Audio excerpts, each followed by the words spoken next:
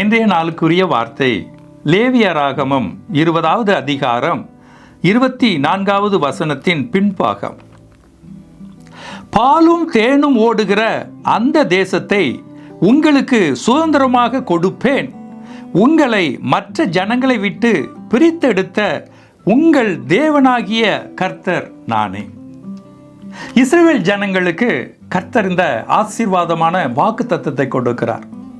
உங்களுக்கு நான் பாலும் தேனும் ஓடுகிற அந்த கானான் தேசத்தை உங்களுக்கு கொடுப்பேன்பா அப்படின்னு சொல்லிட்டு அந்த இஸ்ரவேல் ஜனங்களை எகிப்தின் அடிமைத்தனத்திலிருந்து கர்த்தர் அழைத்து கொண்டு வருகிறார்.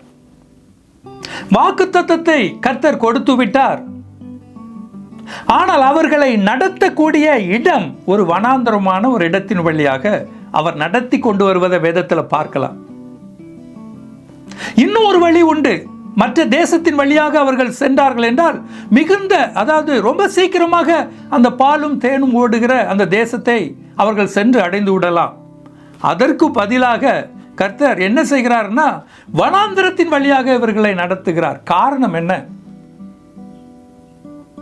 எகிப்தியர்கள் பல காலங்களாக அந்த அடிமைத்தனத்துக்குள்ளாக இருக்கிறாங்க. இப்ப அவங்களுக்குள்ளாக என்ன ஸ்பிரிட் இருக்கும்? அடிமைத்தனத்தின் ஆவிதான் இருக்கும். கர்த்தர் மேல் அவர்களுக்கு நம்பிக்கை இருக்காது, விசுவாசம் இருக்காது. அடிமைத்தனத்தின் ஆவி, ஒரு பயத்தின் ஆவி, ஒரு திகிலின் ஆவி, ஒரு சந்தேகத்தின் ஆவி, இதுதான் அவருடைய இருதயத்தில் இருக்கும். இந்த அடிமைத்தனத்தின் ஆவியை அவருடைய இருதயத்திலிருந்து எடுத்து போட வேண்டும் என்று சொல்லிதான் கர்த்தர் அவர்களை வனாந்தரத்தின் வழியாக நடத்துகிறார். இந்த வனாந்தரத்தின் வழியாக அவர்களை நடத்தும் பொழுது என்ன நடக்கிறதுனா பல அற்புதங்களை அவர் செய்கிறார்.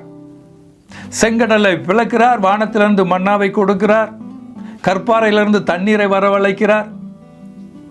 இப்படி பல அற்புதங்களை செய்கிறார். ஏன் செய்கிறார்னா கர்த்தர் மேல அவர்கள் நம்பிக்கை வைக்கணும்.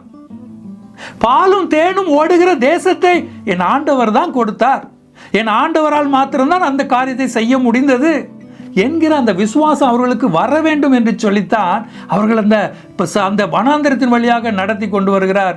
ஆனாலும் அவர்கள் விசுவாசத்தை இழந்து போகிறார்கள்.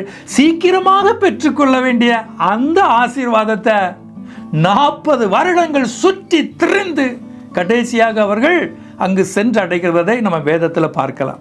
இந்த காலை வேளையிலும் கர்த்தர் உங்களுக்கும் எனக்கும் அதை தான் கொடுக்கிறார். பாலும் தேனும் ஓடுகிற ஆசீர்வாதத்தை கர்த்தர் கொடுக்கிறார், சமாதானத்தை கொடுக்கிறார். நீங்கள் எதிர்பார்த்திருக்கிற ஆசீர்வாதம் பாலும் தேனும் மாதிரி இருக்கிற மாதிரி ஒரு ஆசீர்வாதத்தை கொடுக்கிறார். எல்லாம் தருவதற்கு அவர் ஆயத்தமாகத்தான் இருக்கிறார். அதை பெற்றுக்கொள்வதற்கு இன்னைக்கு நம்முடைய வாழ்க்கையில நமக்குள்ளாக இருக்கிற தேவையற்ற காரியங்களை அப்படியே வெளியே எடுத்து போட்டுடணும். அவருக்கு விருப்பம் இல்லாத காரியங்களை அப்படியே வெளியே தள்ளிடணும். கர்த்தர் மேல மாத்திரம் தான் நம்ம விசுவாசம் வைக்கணும். இன்னைக்கும் அநேகருக்கு கர்த்தர் இப்படி வாக்குத்தத்தத்தை கொடுத்திருப்பார், நல்ல வாக்குத்தத்தை கொடுத்திருப்பார். ஆனால் இன்னும் அவர்கள் அந்த ஆசீர்வாதத்தை கண்டடையவில்லை. அதற்கு மாறாக வனாந்தரத்தின் வழியாக நடந்து செல்கிற ஒரு சூழ்நிலை இருக்கலாம். நல்ல ஆசீர்வாதத்தை கர்த்தர் கொடுத்தார், ஆனால் நான் நடப்பதோ வனாந்திரம். இப்படியாக அவர்கள் நினைத்து கொண்டிருக்கலாம்.